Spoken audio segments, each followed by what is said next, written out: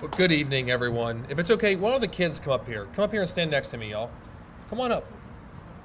Come on. Because this is really about the kids, right? Oh, come on, man.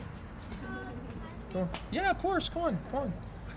We got to remember why we're here, right? It's about the future and it's about the children and all of those that have stood up to fight against gun violence. It was back in February. I was traveling on a Sunday, and it was the week of a mass shooting that took place in our country. And I remember I pulled over on the rest stop, and I've been thinking about all week. I was maybe 6 weeks in as the city attorney. And I remember sitting at the rest stop, just kind of taking a break from driving and thinking to myself, we gotta do more. We gotta do more to address senseless gun violence in our community. Now, we have an uphill battle because the state legislature and the federal government has done a number on the controls that we're allowed to do in the city of Columbus in order to affect guns and gun violence. So I brought together my new team, again, just 6 months or 6 weeks into being the city attorney. You all right, man? You doing okay? Huh? We're about 6 weeks in, and I brought the brightest minds in the city attorney's office, our Solicitor General, Laura Baker Morrish, being one of them, and sat down and we said, all right, we're lawyers. There's loopholes everywhere. Let's find a loophole that we can expose to clean up our streets and make our city safer.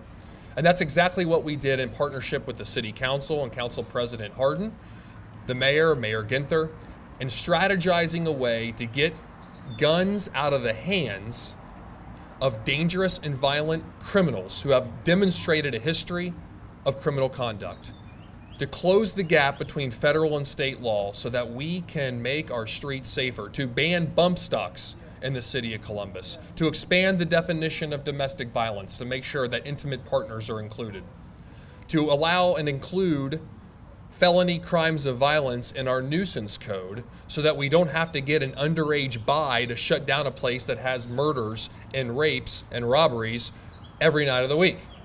It's devoid of common sense. But we came together to do exactly that as a community. I think it's important to note that we oftentimes think of gun violence as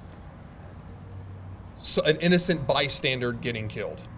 And whether that is a victim of domestic violence or a random homicide, but we have to remember there's suicide, there's domestic violence, there's first responders and our police officers, more recently in our community, getting shot and killed.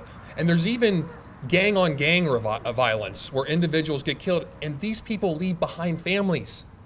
They leave behind children, mothers, fathers, sons, daughters that are left to pick up the pieces. Nowhere in the Western world are there more gun deaths than in the United States of America. We can do something about it if we have the will.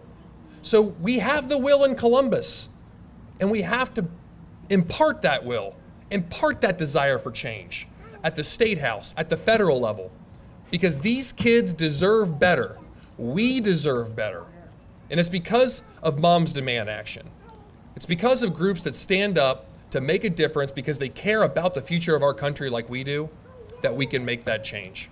So thank you so much for being here. Let's wear orange with pride, but also remembrance, and also with enthusiasm to change the future. Thank you.